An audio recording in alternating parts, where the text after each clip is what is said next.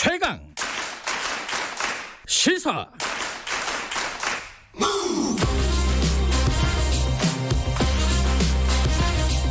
지금 여러분께서는 김경래 기자의 최강 시사를 듣고 계십니다.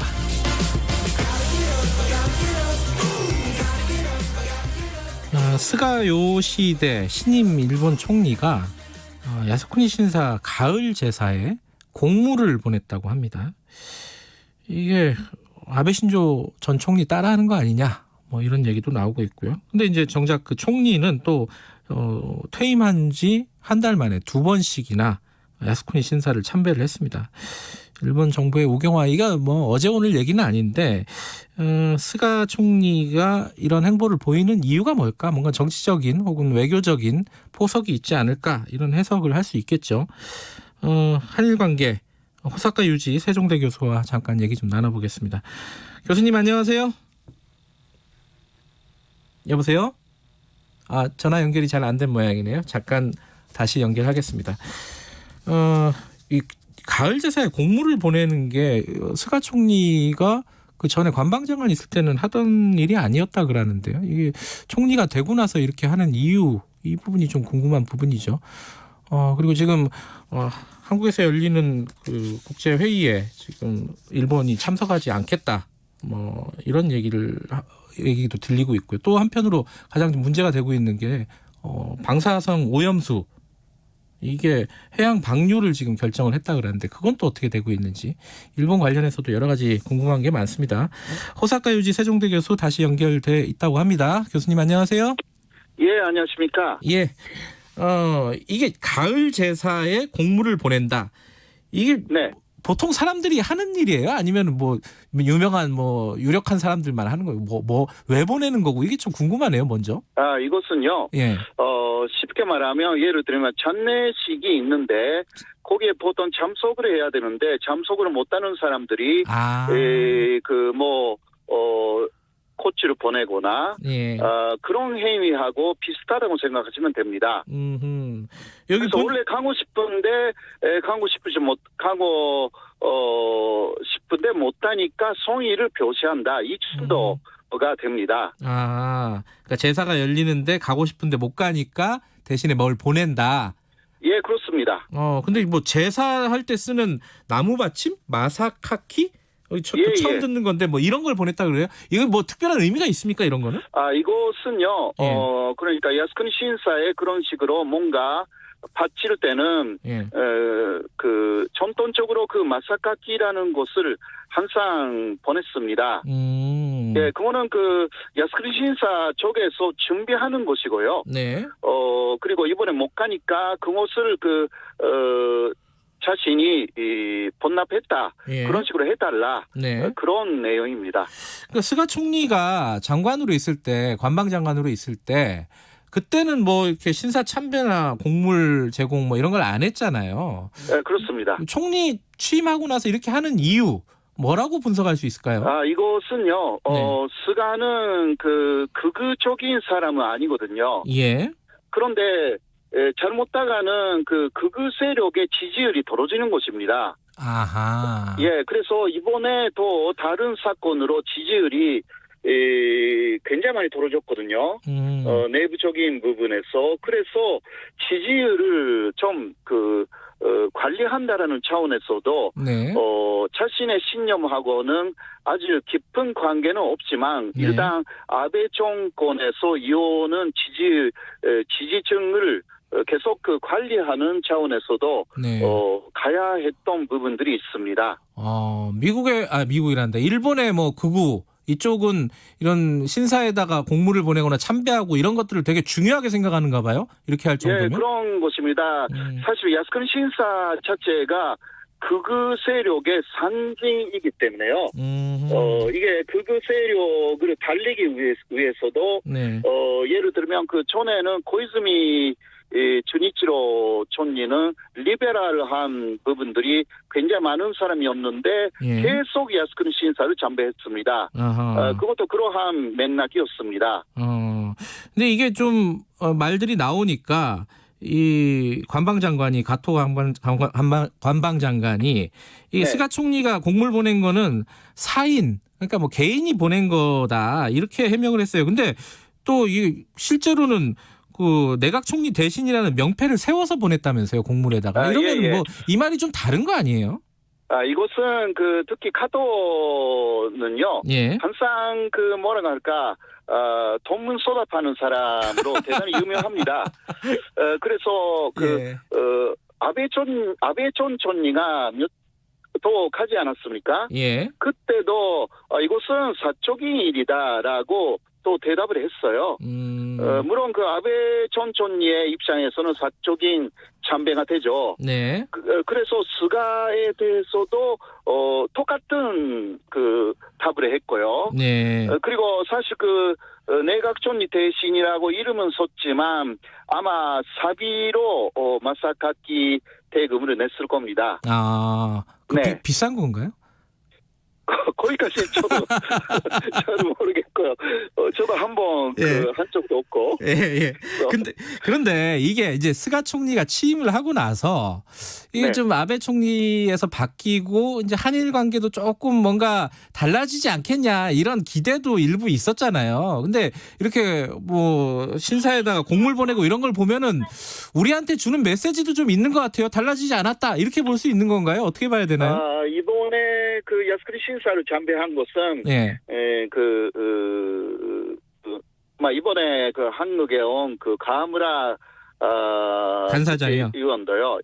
그쪽에 그러니까 이러한 연맹, 이러한 국회 의원 연맹 간사장이잖아요. 이 사람도 그 중국이나 한국의 비판은 잘 알고 있다. 그런 식으로 이야기를 했고요. 종합적으로 볼 때 아까 제가 말씀드린 내부적인 사정을 감안한 행동이다라고 볼 수밖에 없습니다.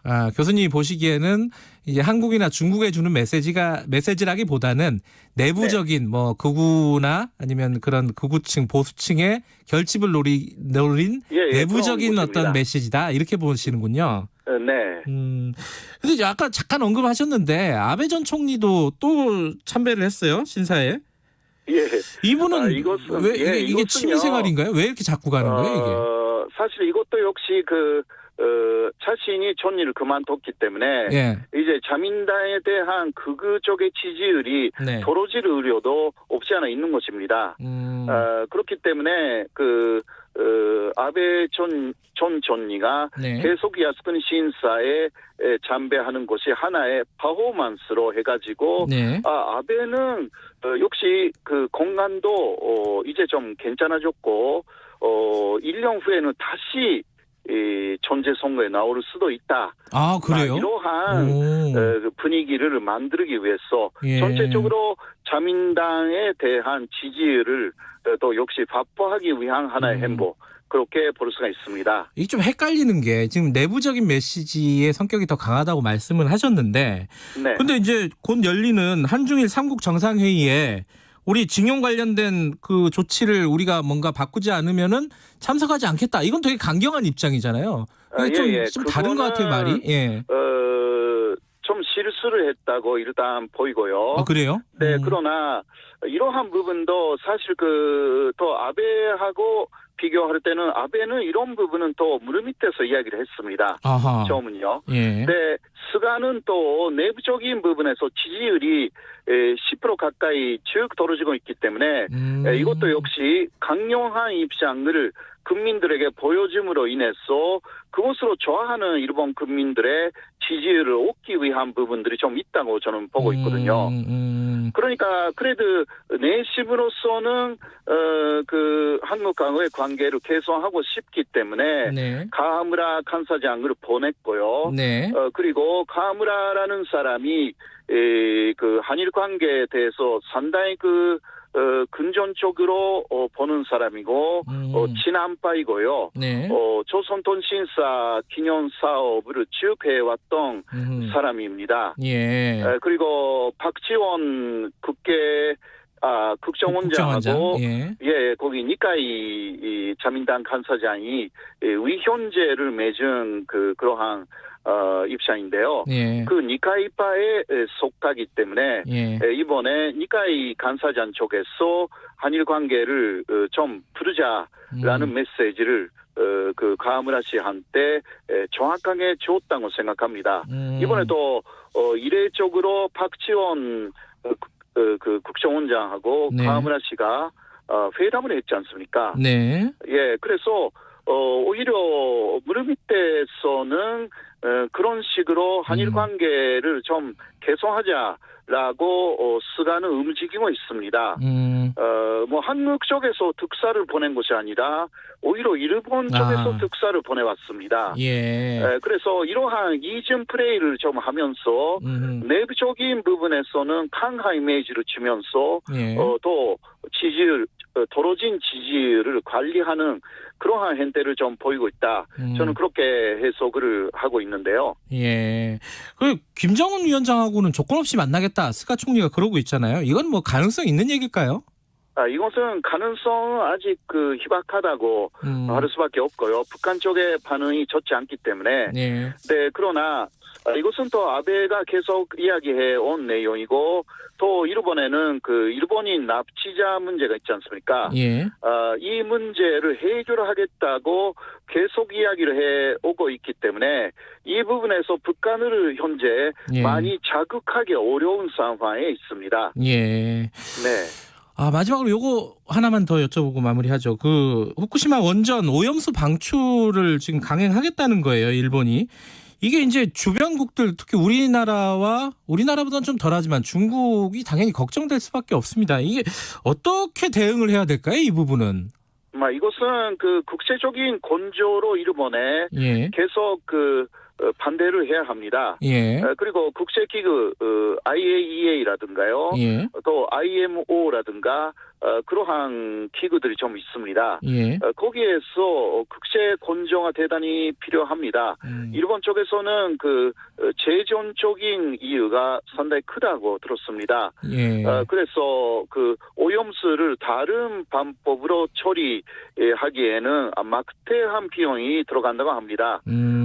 지금 일본이 재정적으로 상당히 어려운 상황이기 때문에 쉽게 비용이 그렇게 들지 않는 반유라는 방향으로 지금 가고 있는데요. 예. 이런 부분은 계속 일본을 괴롭혀야 돼요.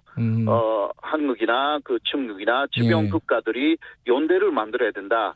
그렇게 생각합니다. 근데 일본 사람들도 많이 반대한다고 보도를 통해서 들었어요. 그러니까요. 예. 일본 사람들이 거의 그러니까 여론조사에서도 50% 이상이 예. 이거 하면 안 된다고 말하고 있고 주변에 후쿠시마라든가 그 주변의 오민들은 40개 이상의 단체가 반대한다.